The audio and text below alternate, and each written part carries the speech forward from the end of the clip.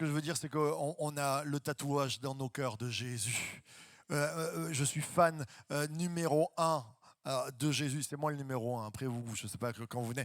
Mais j'aime mon Jésus. Il a tout changé. Il a donné jusqu'à sa vie. C'est le véritable héros de la terre, de l'univers entier. C'est lui le vrai héros que nous devons suivre, et ce n'est pas un conte pour les enfants, c'est une réalité qui prend part ce matin. Et comment te le prouver ce matin? C'est simple, on priera pour les malades seront guéris à la fin, les cœurs brisés seront transformés. Si tu as besoin de Jésus, il t'aide ce matin. J'aimerais entendre un grand amen à ceux qui croient. Amen. On peut applaudir Jésus et son action.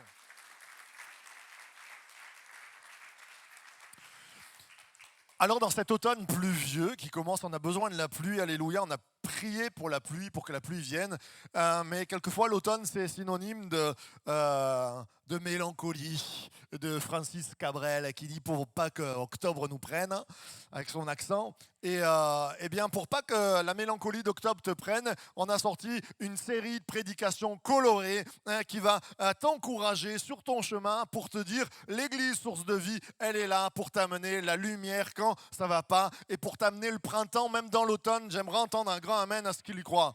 Alors, c'est pour ça qu'on présente cette thématique qui s'appelle The Church to Be, oui, un anglicisme à la one again, euh, qui nous voulons être. Quelle église, c'est pas nous voulons être, quelle église sommes-nous au présent? Quelle église nous devons être? Quelle église Jésus nous appelle à être? Et le plus bel endroit où tu peux être ce matin, c'est pas un café de luxe, c'est pas dans ton canapé et tu le sais parce que tu es ici, c'est the place to be, c'est l'endroit où il faut être, là où les chrétiens se rassemblent, là où les enfants de Dieu se rassemblent et là où Dieu amène sa présence. Amenons un grand applaudissement à la présence de Dieu ce matin. Notre vision, notre devise de Church to Be, mais notre vision, c'est nous sommes appelés, l'Église source de vie est appelée à amener la vie aujourd'hui. Il y a tellement de désespoir, de mort, d'envie de mort, de gens qui sont perdus et nous sommes appelés. Jésus a fait de l'Église source de vie, il l'a appelé et il a dit amène aujourd'hui la vie. Tu dois amener la vie aujourd'hui. C'est pas un choix. Jésus qui vient voir Jean-Marc qui lui dit si ça va bien, que tu t'es levé du pied droit, que le café était bon, qu'il fait soleil, tu peux peut-être amener la vie aujourd'hui. Non! C'est, dans la parole, Dieu, quelquefois, donne des ordres. Et il dit, par exemple, il y a une parole qui dit « Ton Dieu t'ordonne d'être puissant ». Ton Dieu t'ordonne d'être puissant. C'est intéressant cette parole. Tu sais, parce que quelquefois, tu as envie de dire à Jésus, mais moi je ne suis pas puissant, j'ai un côté faible. Tu peux dire tout ce que tu veux. Si Dieu ordonne que tu sois puissant, ben, il ordonne que tu sois puissant. Et dans ta mission de puissance, il donne la provision. Dieu est le Dieu qui donne dans la mission la provision. Alors s'il t'ordonne d'être puissant, eh ben, tu te lèves et tu dis, on sera puissant grâce à Dieu. Alléluia. Et si le Dieu vivant te dit, amène la vie aujourd'hui, et pas la petite vie, mais la vie en abondance, alors on se lève et on dit Jésus, nous sommes là, nous voici pour te servir, pour amener la vie. J'aimerais entendre un grand amen encore. Amen. Alors ce matin, la semaine dernière, nous avons pris, en fait on prend les petits bouts de la phrase, on a fait appeler. Donc ce matin, on va prendre... Vous n'êtes plus là. La semaine dernière, je vous ai perdu, ça y est déjà, il y en a qui dorment. Appeler à amener la vie aujourd'hui, on a fait la première partie, appeler. Ce matin, on va faire... Ah, vous êtes bon, ça y est, ça va, c'était plus clair. Amener, appeler à amener la parole de Dieu, appeler à amener la vie aujourd'hui. Et on va voir un petit peu, ça pourrait être une étude biblique, ça pourrait être un cours presque. Comment on amène la vie, mais ce n'est pas qu'un cours. Ça ne sert à rien les cours si tu ne les vis pas. Il y a des gens qui ont des doctorats de ci et de là et qui ne font rien de leur vie. J'ai envie de te dire, le plus important, c'est que dans ce j'amène quelque chose, c'est que tu vives l'expérience de le faire. Et l'église source de vie veut être une église pratique. Vous savez, dans toute la théologie, il y a la théologie systématique, la dogmatique, il y a la théologie pratique. Moi, c'est ce que je préférais, être sur le terrain et dire ce que Dieu nous a donné, nous allons le rendre, nous allons amener la vie. Amener la vie. Amener, si vous prenez la définition, c'est conduire quelqu'un ou quelque chose d'un point A à un point B. C'est conduire un message. Et je crois que nous avons un message à amener. Nous avons des gens à amener un message et c'est ce qu'on va voir ce matin. Amen. Alors, on va lire la Bible. Alors j'ai mis biographie de Luc, c'est un peu pour... Ouh là là, qu'est-ce que c'est la biographie, Seigneur? C'est l'évangile, c'est péché. Non, non, non. Évangile de Luc, quand vous avez dans la Bible, alors la Bible c'est comme une bibliothèque, hein. Il y a beaucoup de livres à l'intérieur. Si vous ne l'avez pas, on vous l'offre à la sortie. Et puis il y a une partie où il y a 4 biographies de la même personne, la biographie de Jésus, qu'on appelle évangile. Évangile selon saint Matthieu, selon saint Marc.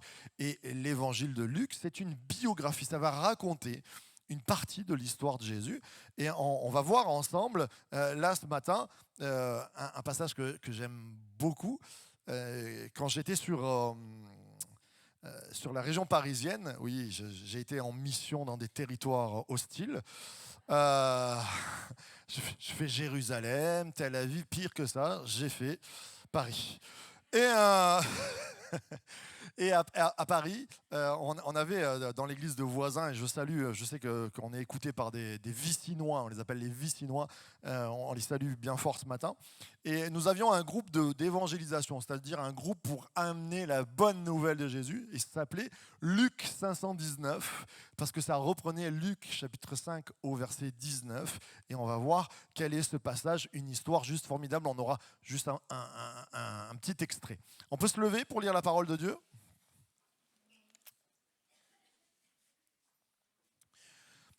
Et il arriva, l'un de ces jours qu'il enseignait, où Jésus enseignait, et des pharisiens et des docteurs de la loi qui étaient venus de chaque bourgade de la Galilée et de Judée et de Jérusalem, étaient assis là, et la puissance du Seigneur était là pour les guérir. Waouh, déjà ça commence bien.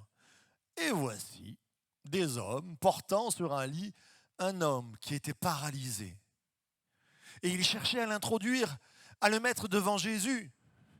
Et ne trouvant pas par quel moyen ils pourraient l'introduire, à cause de la foule, ils montèrent sur le toit et le descendirent par les tuiles avec son petit lit au milieu devant Jésus. Et voyant leur foi, il dit: « Homme, tes péchés te sont pardonnés. Amen, amen et amen. » Vous pouvez prendre place. Alors, on se refait l'histoire un petit peu dans la tête ce matin. On est en Galilée, on est dans un endroit où Jésus prêche, puis il prêche dans une maison. Et des gens le savent, des gens qui peut-être que ce n'est pas des grands pratiquants, parce que là, il nous est dit qu'il y a beaucoup de pharisiens. C'est quoi les pharisiens? Ce n'est pas l'ancêtre des parisiens, ne vous inquiétez pas.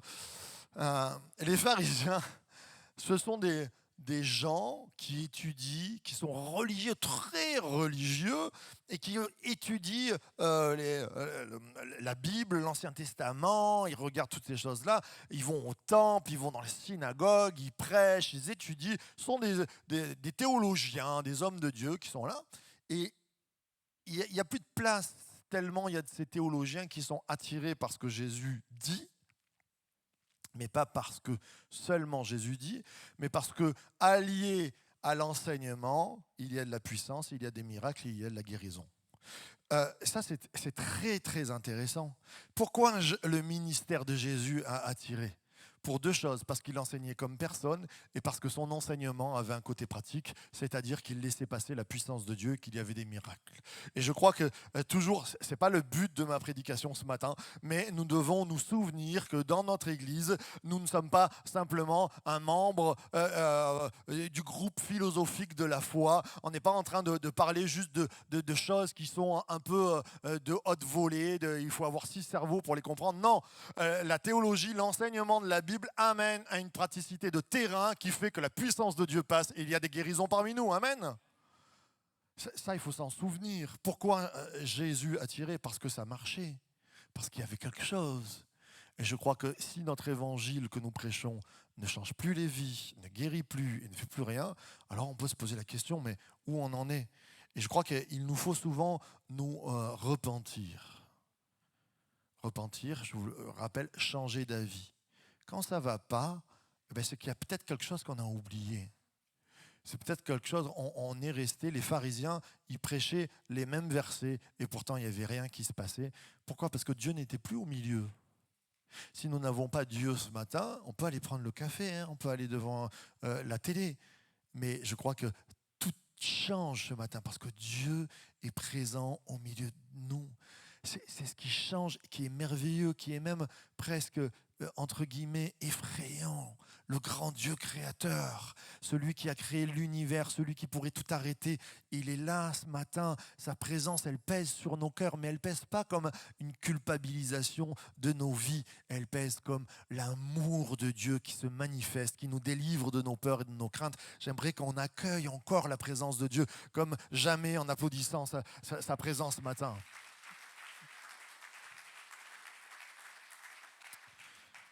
Alors le premier point que j'aimerais voir avec vous, c'est amener en portant. Ces hommes-là, ils sont dans une problématique, c'est que eux ils vont bien, mais ils ont un ami qui ne va pas bien.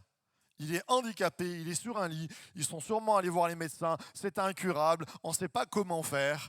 Et qu'est-ce qu'ils vont se dire? Ils disent, il y a un enseignant là-bas, il ne fait pas qu'enseigner, il y a des choses qui bougent, il y a des malades qui sont guéris, et si on l'amenait là-bas? Et là, ils prennent le lit, sûrement à plusieurs, et puis ils vont et ils amènent. Et puis, qu'est-ce qu'il se passe? C'est que l'église, un peu presque comme aujourd'hui, elle est pleine, elle est peut-être même encore plus, ils n'arrivent pas à passer, il y a des gens de partout. À l'époque, il n'y avait pas la sécurité pour dire, y a-t-il 1m40 pour que le fauteuil puisse passer? Non, voilà, tout le monde est au milieu, on ne peut plus passer. Et là, ils disent, tant pis. Ils laissent leurs collègues, ils disent, il n'y a plus de place, ciao, à la prochaine. Et ils s'en vont comme ça, et le pauvre malheureux meurt dans la rue. C'est comme ça que ça se passe? Non. Ils se creusent la tête, ils disent, comment on fait? On écrase des gens, on va chercher des chevaux, on passe au milieu. Je ne sais pas, comment faire pour passer? Est-ce qu'on arrête le maître qui est en train de parler? Il y en a un qui dit, si on passait par le toit. Moi, je m'imagine, tu t'imagines les amis, là, les copains, une groupe de copains qui dit, et si on passait par le toit? Je suis sûr que les trois, s'il y en avait 4 au moins qui étaient là pour au moins les 4 coins du lit, il y en a 3 qui ont dû dire, non mais t'as craqué. Il est handicapé, on va le passer par le... Imagine-toi, il glisse, il porte plainte. Ça, c'est notre la société actuelle. Avant que tu commences, tu dis, et s'il y a un qui porte plainte? Bon, là, ils n'y étaient pas là, mais on va le passer par le toit. Déjà, le toit, on enlève les tuiles, comment on fait? Il faut réfléchir, il faut grimper sur le toit, comment on va le grimper? Parce que eux, même s'il y avait un escalier, c'est compliqué, quoi. Ils risquent de tomber dans les... vous avez réfléchi à tout ça? Et puis après, quand ils sont sur le toit, comment on le descend? À 4, on le lâche en même temps. 1, 2, à 3, à 3, 2, 3 quarts ou 3 piles? Non, ils ont pris des cordes. Ça veut dire qu'ils ont dû se creuser la tête, ils ont dû aller chercher des cordes, ils ont dû peut-être en acheter, et ils ont descendu le lit jusque devant Jésus. Et devant Jésus, Jésus se lève et dit, mais arrêtez de me couper, je suis en train de parler, ce n'est pas le moment. C'est ça? Non. Jésus n'est jamais opportuné par importuné par ta demande, par ta requête. Quelquefois, j'ai des croyants qui disent, mais j'ose plus demander à Jésus, ça va pas dans ma vie, pourtant je devrais tout connaître, ça fait des dizaines de fois, et puis non, là j'ose plus m'approcher à l'appel, parce que ça sert plus à rien, puis qu'est-ce qu'on va passer? Lève-toi toujours à l'appel. Écoute-moi, j'ai envie de te dire, le pasteur Marc Ambrogio, si Jésus prêchait ce matin, je me lèverais à l'appel le premier, et même quand c'est pas Jésus, je suis le premier à me lever souvent à des appels. C'est juste normal de répondre à l'appel. On est rentré dans quelquefois une tradition, tu sais, dans les églises, de faire les fiers. Et combien j'entendais quand j'étais petit, ça m'agaçait. Oh, celui-là, il n'a rien compris, il se lève à tous les appels. ben, peut-être qu'il a plus compris que toi, hein, et qu'à chaque fois, il prend plus de Jésus. Moi, je me lève à tous les appels. C'est rare que je ne me lève pas pour des appels, parce que ça vient percuter ma vie, ça vient toucher ma vie, parce qu'il y a toujours une part que je n'ai pas donnée à Jésus, que je veux donner en plus. Et même si j'ai tout donné, je dis, Seigneur, je veux donner encore plus. Et je crois que ce matin, on est là pour répondre à Jésus et dire, Seigneur, tu vas nous appeler à un moment donné. À la fin de cette prédication, il y a toujours un changement qu'on a besoin, Seigneur. Éclaire nos cœurs, on veut plus de toi. Amen. Alors, premier point sera amener en portant.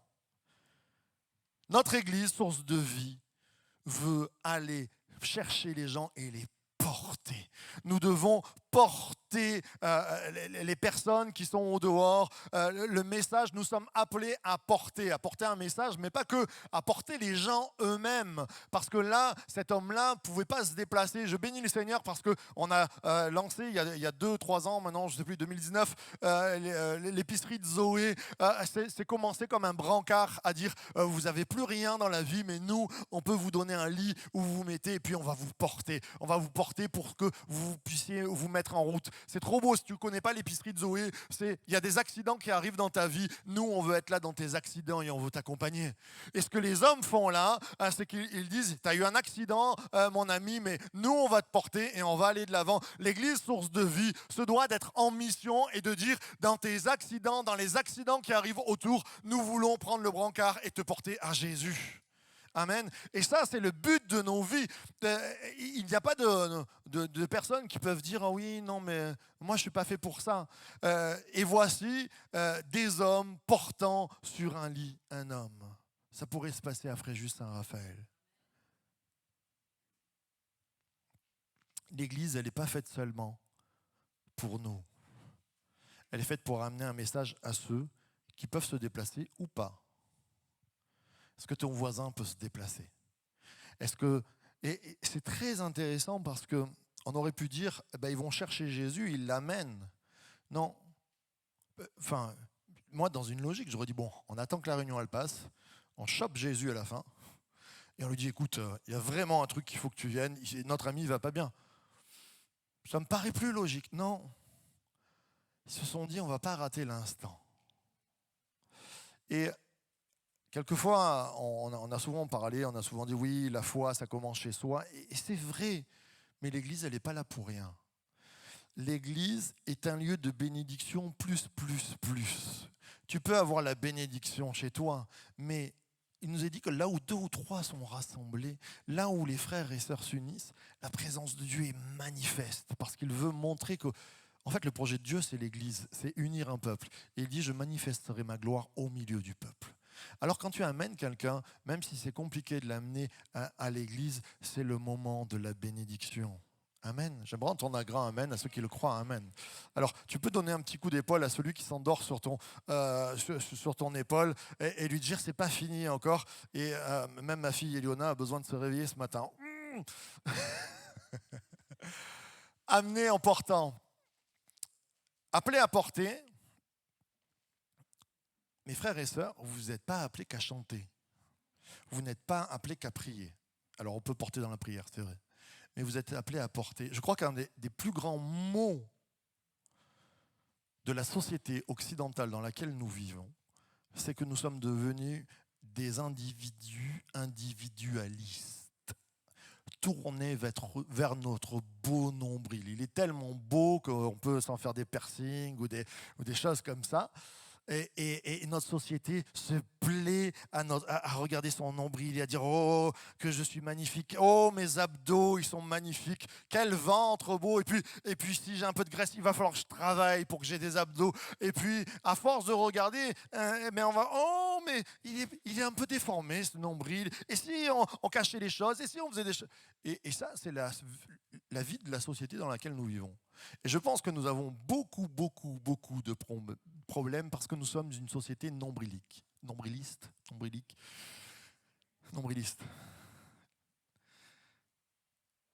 Et vous savez, souvent on a parlé de l'esprit du monde ne doit pas rentrer dans l'Église. Alors, quand on disait ça, à mon époque, je vous en ai déjà parlé, c'était faut pas de mini-jupe, faut pas avoir de crête sur la tête, faut pas de boucle d'oreille, faut pas fumer, faut être un gentil, beau chrétien avec la chemise et tout va bien. Mais c'est pas que ça, l'esprit du monde, ça, c'est rien ça.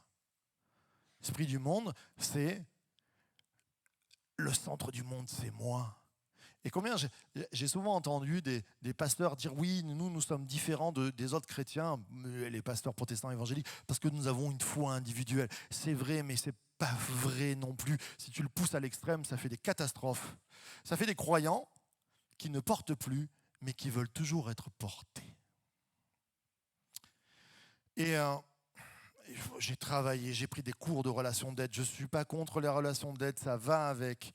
Mais quand toute ma vie, j'ai besoin de relations d'aide et que je n'arrive pas à porter les autres, c'est qu'à un moment donné, je n'ai pas compris l'appel du Seigneur. L'appel du Seigneur, c'est je t'appelle à venir dans l'église pour être guéri et pour que tu deviennes un porteur toi-même. Il n'y a pas que le pasteur ou une équipe pastorale qui porte. Nous sommes tous appelés à amener la bonne nouvelle et à être des porteurs. Ces gars-là, ce n'étaient pas des chefs religieux. Ces hommes-là, ce n'étaient pas des théologiens, mais ils avaient compris qu'ils avaient une mission, c'était de porter leur ami à Jésus. Et avant de devenir, appeler à porter, c'est comprendre que l'Église n'est pas un groupe de psychologie où toute la vie on se dit bon, on va pas bien, il y a des problématiques. Alors, je vais comparer ça à un hôpital. Imagine-toi, tu vas à un hôpital. C'est normal qu'un docteur, des fois, dans sa vie, il ait un problème. Il se foule une cheville, il ne va pas dire « Oh non, j'ai rien, je suis docteur, je ne vais pas me soigner ». Non, il va se soigner, il va voir un collègue. Un dentiste, c'est normal qu'un jour, il ait une carie, qu'il va voir un autre collègue. Et il ne va pas s'auto-opérer, on est d'accord. Mais imagine-toi, tu vas à l'hôpital, tu dis, tu as une urgence, tu viens de te couper le bras, tu étais comme ça, il pend, tu as une hémorragie, et tu vas, et tu dis, je voudrais venir parce que je me suis coupé le bras, et tout le monde te dit, ah non, mais il n'y a plus personne, en fait, tous les docteurs sont en train de se faire soigner. Donnez-moi une infirmière. Ah ben non, mais les infirmières, elles sont en cours de psychologie, elles allaient vraiment pas bien, elles sont pas assez payées, il n'y a plus personne. Bon, c'est un peu ce qui se passe des fois, mais t'imagines, tu vas à l'hôpital, tout le personnel soignant est en train de se faire soigner. Il y a une différence entre se former et toujours être assis et ne jamais agir. Je crois qu'on a besoin de se former, mais on a besoin d'être des porteurs. Le Seigneur nous appelle à vivre. Et quand je dis cela, je ne vise aucune personne dans mon église parce que mon église est parfaite. Elle est la plus belle. Mais c'est vrai, je le crois. Mais je suis passionné par l'œuvre de Dieu. Mais je l'ai vu dans d'autres églises, combien, à un moment donné, on s'est tellement regardé le nombril pour être les plus beaux, les plus jolis, qu'on a oublié qu'on avait une mission, c'était de porter les autres. Et le Seigneur veut te dire, depuis combien de temps tu n'as pas porté quelqu'un ? Depuis combien de temps tu n'as pas pris du temps pour aider un autre ?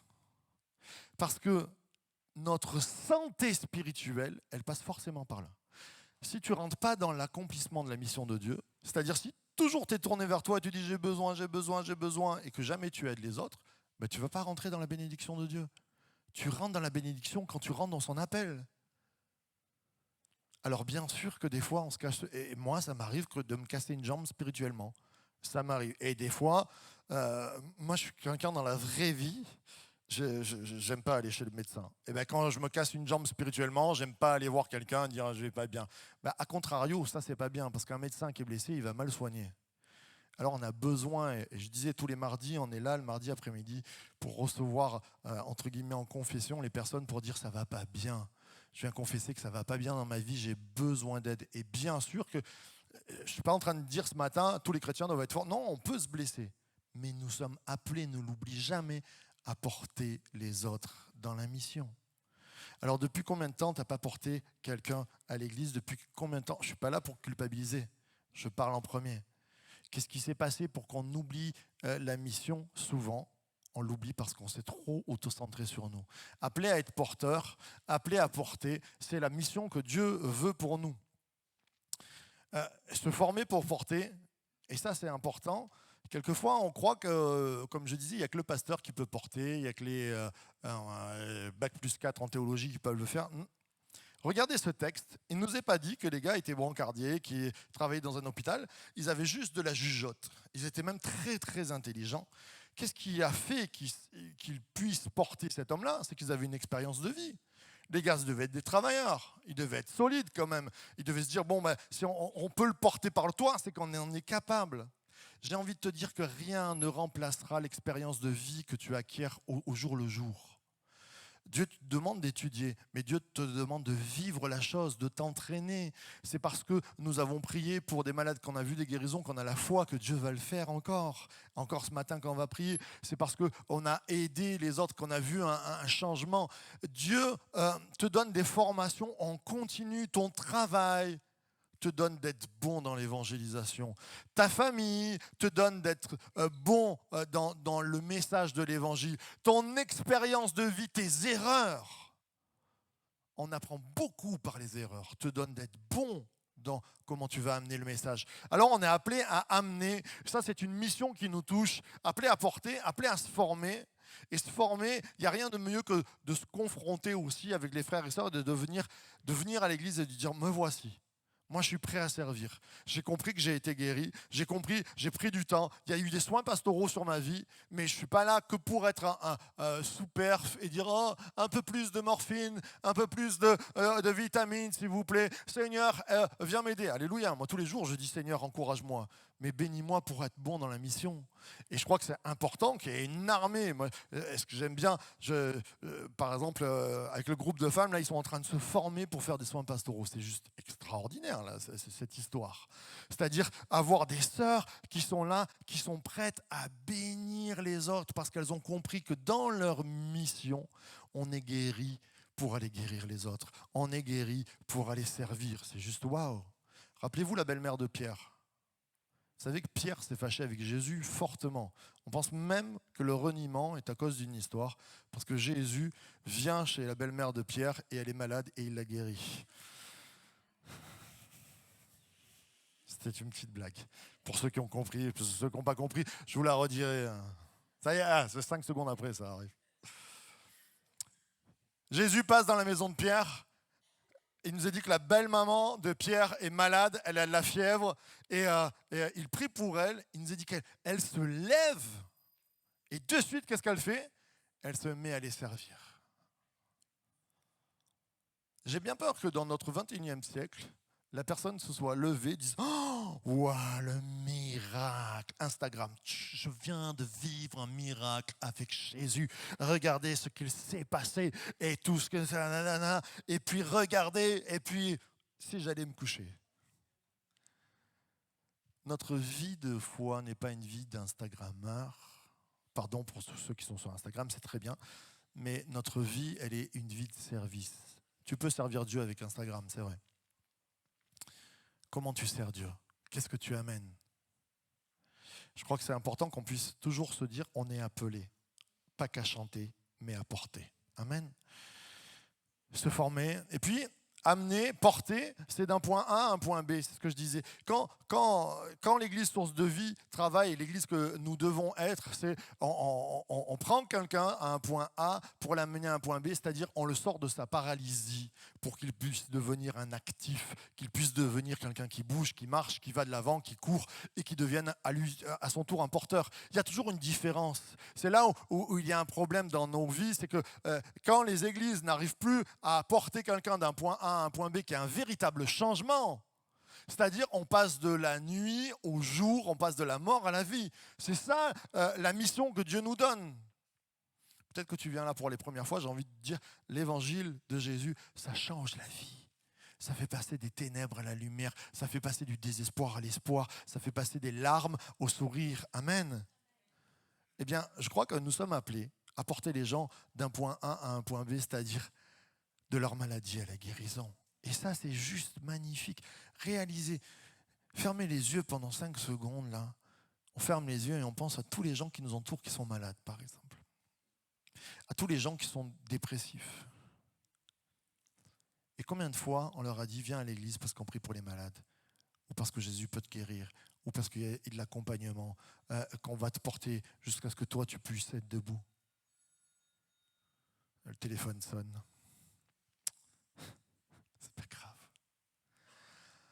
Ce matin, on pourrait ouvrir les yeux et se dire, Seigneur Jésus, vous avez visé et aidé des personnes. Peut-être que ça serait bien que je devienne un porteur maintenant. Ça serait bien.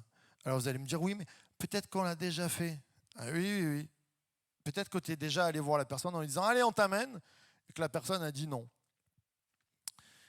Eh bien, j'aimerais voir ce deuxième point, amener par tous les moyens, porté par tous les moyens. Ils cherchaient à le mettre devant lui, et ne trouvant pas par quel moyen ils pourraient l'introduire à cause de la foule, ils montèrent sur le toit et le descendirent par les tuiles avec son petit lit. Il y a des détails extraordinaires là.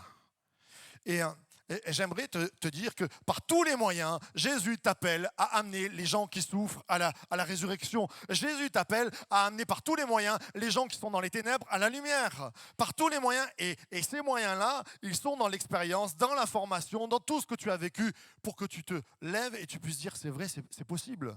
Il y a un proverbe dans le monde qui dit c'est parce qu'ils ne savaient pas que c'était impossible qu'ils l'ont fait. J'ai envie de dire, il y a plein de choses qui sont impossibles. Mais moi, je dis, Seigneur, c'est vrai, il y a plein de choses impossibles. Mais toi, tu es le Dieu du possible. Toi, tu es le Dieu qui rend possible l'impossible. Est-ce que tu le crois que Dieu est plus grand que toutes les circonstances qui sont autour de toi?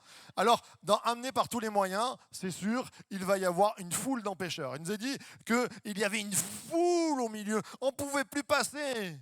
Mais je suis sûr que le gars, même le handicapé, il a dû leur dire, mais vous êtes fous, laissez-moi dans mon lit, laissez-moi dans ma maison, j'ai mon verre d'eau, qu'est-ce que vous allez faire? On va aller jusque là-bas, vous allez me transporter, mais vous êtes des dingues. La première fois que tu vas parler à quelqu'un, et il va te dire, mais non, mais j'ai un médecin, mais non, j'ai un rebouteux, mais non, j'ai un truc. Et alors toi, le gros piège, c'est, tu vas partir dans, oh, tu as un rebouteux. Le rebouteux, il est marqué dans la parole de Dieu, dans Deutéronome 4, et qu'il ne faut pas que tu ailles voir ces choses-là. Et puis, c'est mal. Et là, tu pars dans un discours. Mais non, dis-lui, ok, tu es toujours malade, ton rebouteux, il a fait quoi? Ton médecin, il a fait quoi? Moi, je sais que Dieu guérit, il est plus fort que toute autre chose. Je ne suis pas contre les médecins, je suis contre les rebouteux, oui.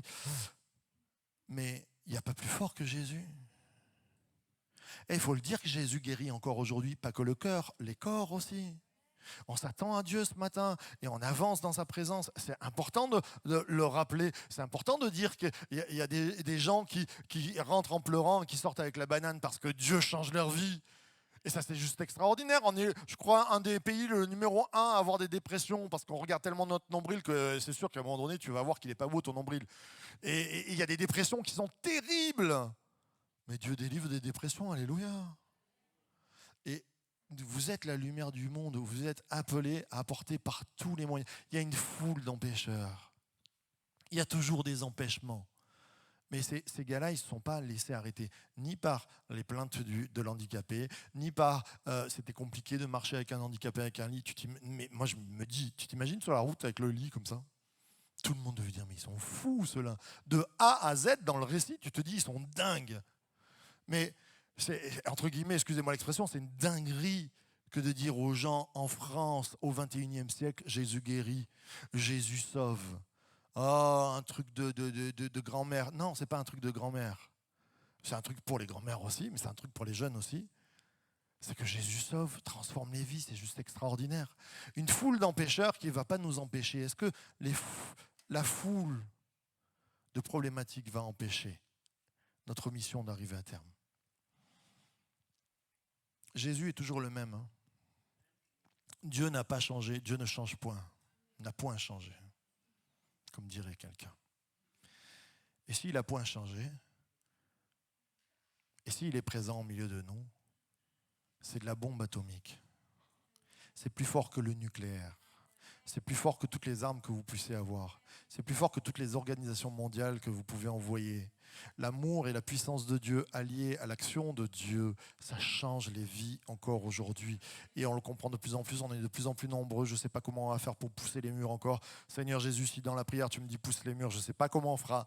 Mais ce que je sais, c'est que nous avons ici, il faudra couper le toit, on coupe le toit, mais l'évangile sera toujours annoncé. J'aimerais entendre un grand amen à ceux qui le croient. Une foule d'empêcheurs, c'est pas ça qui va nous arrêter. L'union qui fait la force. Alors, ça c'est important. Vous savez, quand j'ai reçu d'agrandir l'église, moi, j'étais partant. Hein. Je dis, Seigneur, c'est pas un mur en mètre, tout ça, je vais voir les frères. Imagine-toi les frères, ils m'auraient dit, Mais non, c'est pas possible. Mais non, je suis pas là. Mais non, comment on aurait fait? Là, le gars, il n'était pas seul. Il y avait peut-être un copain qui était plus motivé que les autres, mais il est allé chercher des copains motivés. C'est important d'être ensemble et d'être unis. Quelquefois, ça ressemble à de la folie.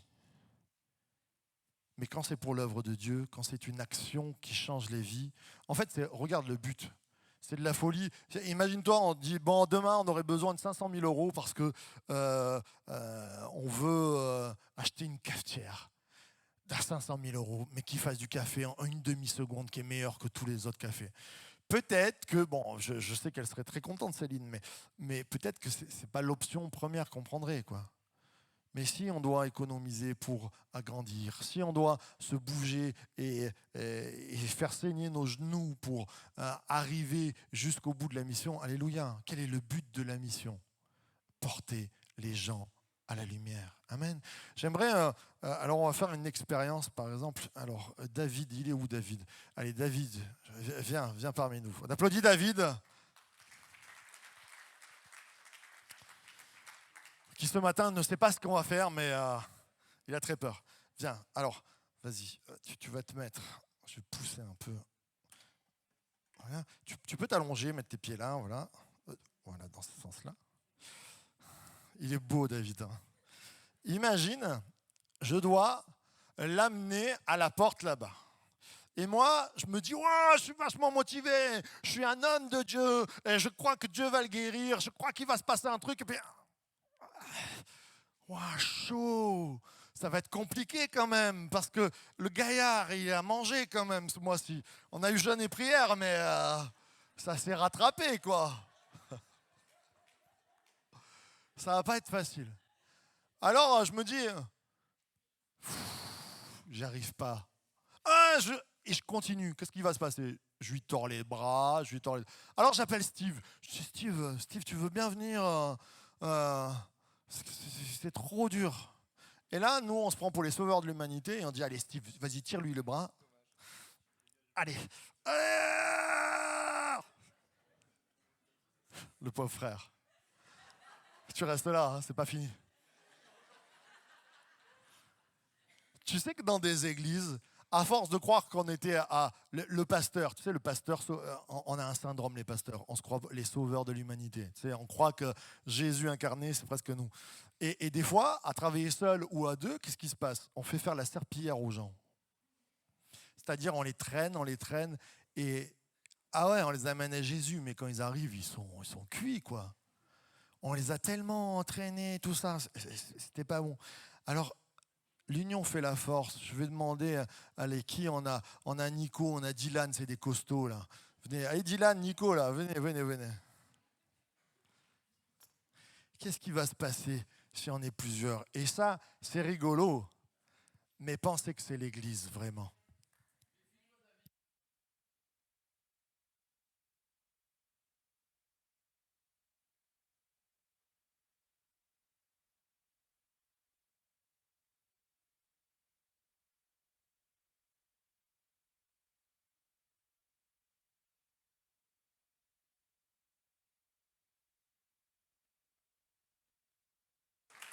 Vous voyez comme c'est plus facile quand on est plusieurs, que l'union fait la force. Ben, on va pas l'amener dehors, le pauvre, hein, on va le poser là. On peut applaudir bien fort les frères et David.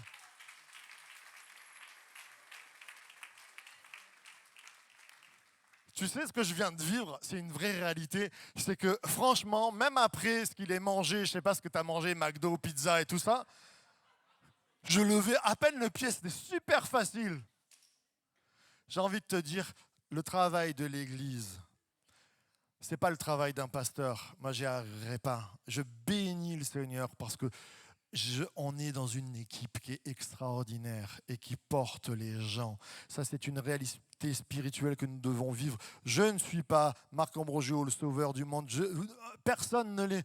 Mais ensemble, là, j'étais tellement heureux de voir, il y avait 50 jeunes qui étaient là, 50 jeunes de 15 ans jusqu'à 25 ans qui étaient là vendredi. Il y avait une soirée pizza, il y avait des équipiers qui faisaient des pizzas. Il y avait tous un pied. Il y avait pasteur Laurie avec son épouse qui était là. Ils tenaient tous un pied, une main. Et c'est comme ça que ça avançait. J'aimerais te dire, on a besoin de toi pour porter celui qu'on doit porter à Jésus. Et tu peux te retourner vers ton voisin et lui dire, j'ai besoin de toi.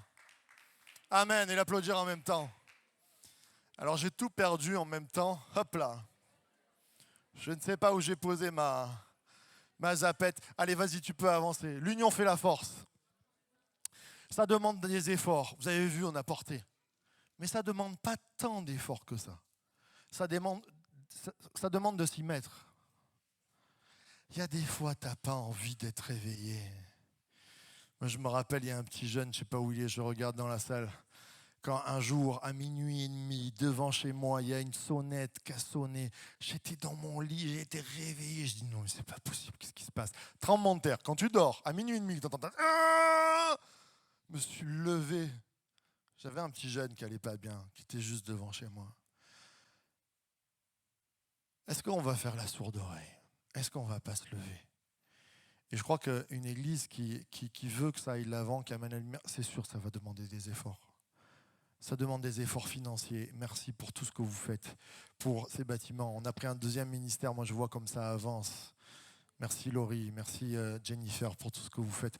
Ça avance, on est ensemble, on est unis. On n'est pas un sauveur du monde, on est la lumière marchant derrière le sauveur du monde.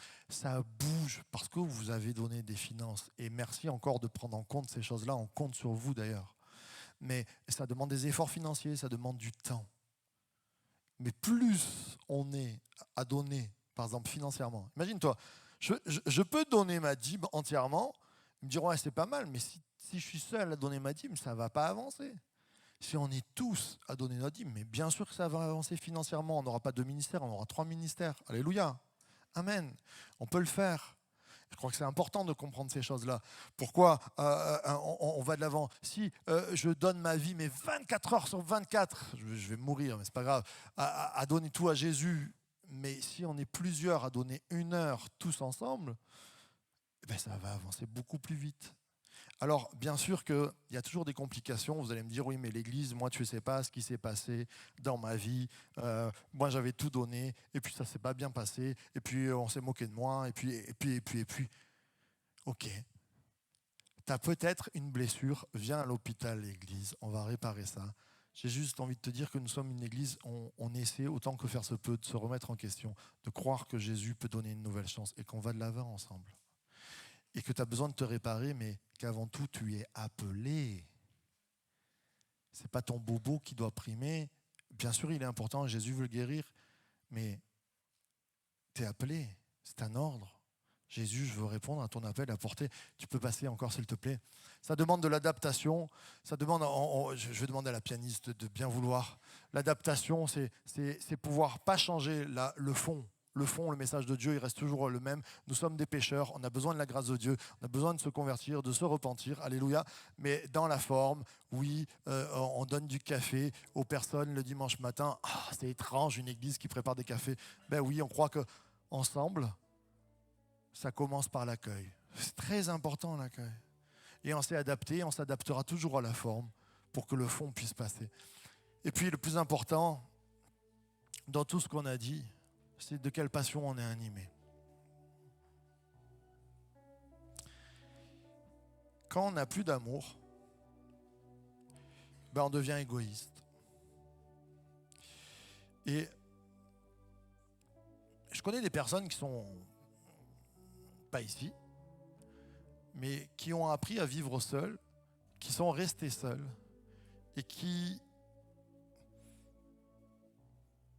ne s'aiment même plus et n'aiment personne et font plus rien de leur vie. Et c'est terrible.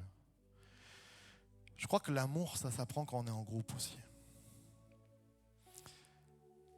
Parce que l'amour, c'est apprendre à vivre avec quelqu'un autour de soi. C'est apprendre à vivre avec quelqu'un d'insupportable, que peut-être tu ne supporterais pas, mais Dieu t'aide C'est ça l'amour. Dieu nous demande un miracle dans l'Église, c'est de nous aimer les uns les autres. Truc impossible. Et tu ne peux pas porter si tu n'as pas reçu l'amour dans ta vie. Et je crois que c'est une des premières choses que Dieu veut nous donner, c'est de l'amour. Alors on passe sur le dernier point vraiment. On est appelé à porter, par tous les moyens et à se dire Seigneur, on défera le toit s'il faut. Merci. Et on est appelé à amener à Jésus. Le texte finit en disant, s'il te plaît, si tu peux le mettre, ils montèrent sur le toit et le descendirent par les tuiles avec son petit lit, j'aime ce petit détail, au milieu devant Jésus. Peut-être qu'il avait un grand lit, le gars, mais ils se sont adaptés, ils ont dit, bon, imaginons, peut-être que le premier, il le savait déjà, qu'on passe par le toit. Non, quand même, oui, imaginons, on prend le petit lit. C'est ça l'adaptation. Imaginons, on reçoit certaines personnes, certains groupes, certaines façons de penser. Comment je vais m'adapter? Comment je vais faire qu'on prend le petit lit pour que le message passe au mieux et qu'on l'amène à Jésus? Ce matin, bien sûr que l'Église Source de Vie, elle est amenée à appeler, à apporter, à amener, à conduire, mais toujours devant Jésus. Ce n'est pas notre Église qui sauve, ce n'est pas un ministère qui sauve, c'est Jésus qui sauve. Ce matin, si tu viens pour les premières fois, que tu as été porté et amené comme David, eh bien, alléluia, Jésus peut t'amener la lumière. C'est l'endroit, il n'y a pas de hasard. Si tu es là ce matin, c'est que tu as besoin de Jésus. Et si nous sommes là aussi devant Dieu, c'est se dire, Seigneur, on a une mission, c'est t'amener devant toi. On a besoin de toi. On a besoin de plus de ta présence. On a besoin de mieux te connaître. On a besoin de t'amener toutes choses. Tu as un enfant qui ne va pas dans ta famille, amène-le à Jésus. Jésus n'a-t-il pas guéri? Jésus ne sauve-t-il pas? Jésus n'est-il pas Dieu? Quelquefois, c'est fou comme on est devenu des incroyants croyants.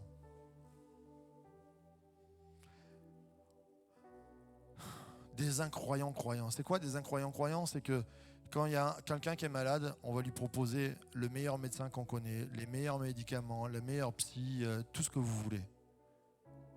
On devrait toujours commencer par est-ce que Jésus n'est pas plus grand que tout cela? Non mais il faut se repentir, hein, les frères et sœurs. Même moi, ça m'arrive de le faire et attention, je dis bien, je ne suis pas contre les psychologues, les médecins, tout ce que vous voulez, loin de là. Mais le premier qu'on devrait aller voir, c'est Jésus. Nous verrions beaucoup plus de miracles si on faisait ça.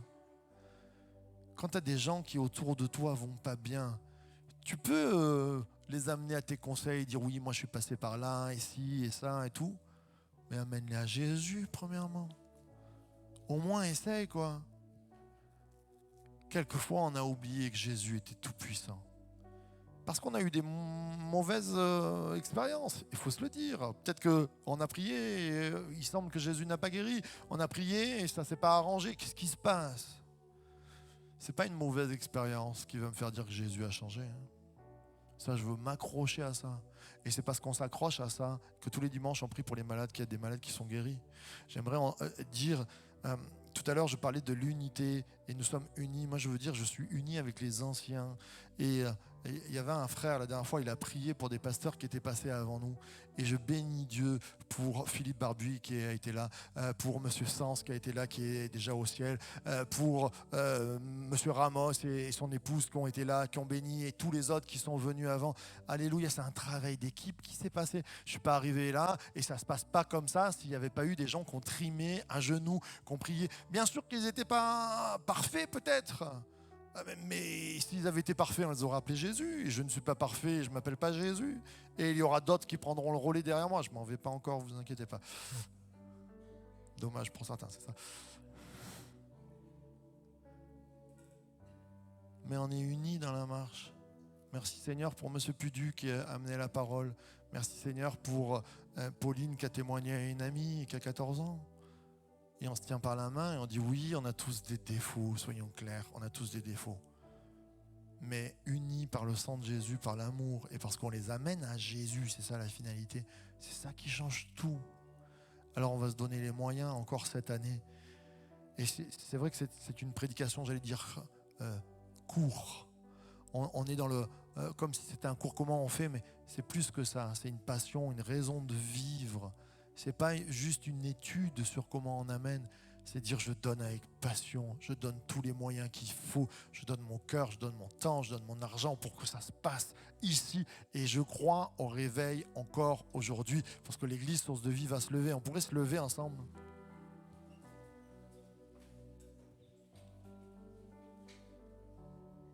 Après l'appel, on va prendre ce chant qui nous dit « Jésus, tu es tout pour moi ».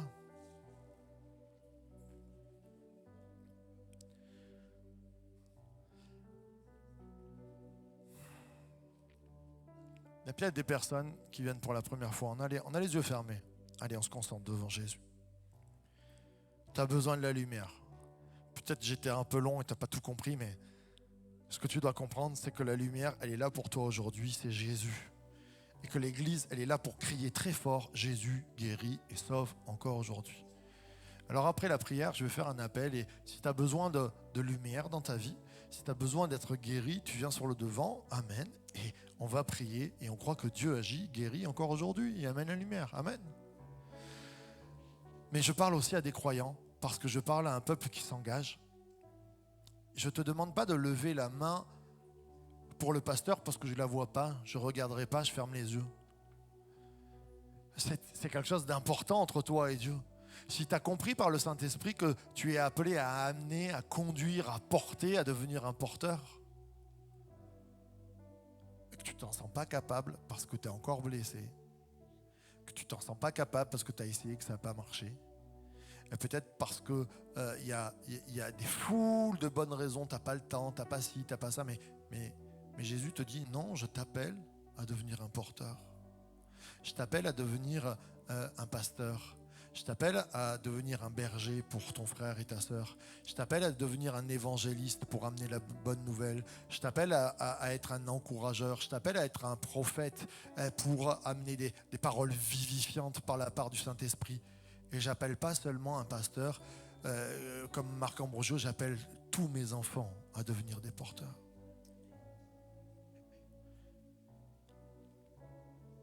Alors ce matin, moi le premier, je lève ma main devant Dieu en disant oui, je réponds à l'appel. Et quand tu lèves la main, c'est comme une demande de dire Seigneur, remplis-moi de ton esprit. Dans la parole de Dieu, il nous est dit, c'est Paul qui le dit, demandez les dons les meilleurs. Demandez d'être rempli du Saint-Esprit. Demandez les dons de guérison, les dons de prophétie, de parole de connaissance. Demandez le meilleur au Seigneur et il vous le donnera. Demandez et vous recevrez. Et ce matin, quand on lève la main et on dit « Je réponds à ton appel », c'est comme si on disait « Seigneur, on a besoin de toi. On veut répondre à cet appel de porteur. » Et quand tu lèves ta main, tu dis « Jésus, me voici. » Notre Père, nous voici devant toi. Je te prie pour toutes les mains qui sont levées et pour moi en premier. Je te dis, Seigneur, viens réparer ce qu'il y a à réparer. Viens peut-être guérir ce qu'il y a à guérir. Viens enlever peut-être des problèmes qui font qu'il y a foule de réponses et nous disons souvent non. Et nous disons nous sommes fatigués. Et nous disons nous avons déjà fait. Mais Seigneur, pardonne-nous. Nous voulons nous repentir ce matin et dire nous voici, envoie-moi. Bien sûr que nous sommes petits, mais c'est toi qui nous rends grands. Je te prie pour toutes les mains qui se lèvent, que tu nous fortifies, que tu nous guérisses ce matin, que tu encourages et que tu remplisses du Saint-Esprit, que tu donnes les dons les meilleurs. Jésus, nous sommes devant toi et nous disons nous voici, envoie-nous. Église Source de Vie, nous levons nos mains devant toi pour dire Jésus, nous t'accueillons. Nous voulons venir devant toi, remplis-nous du Saint-Esprit. Commençons à adorer Dieu. Commençons à dire nous avons besoin de toi, Jésus. J'ai soif de ta présence. Alléluia. Oh, alléluia. Alléluia. Alors qu'on va continuer, qu'on va prendre ce chant, je vais inviter les amis qui ont besoin de prière ce matin. Vous avez besoin de lumière, vous avez besoin peut-être de guérison, d'encouragement. Peut-être que tu es croyant depuis longtemps, mais tu as besoin ce matin. Peut-être que tu as besoin de guérison dans ton corps. Viens sur le devant, on va prier. Tu vas voir, Dieu va agir. Nous sommes ensemble. Venez, commencez à venir sur le devant. Dieu va agir. Alléluia.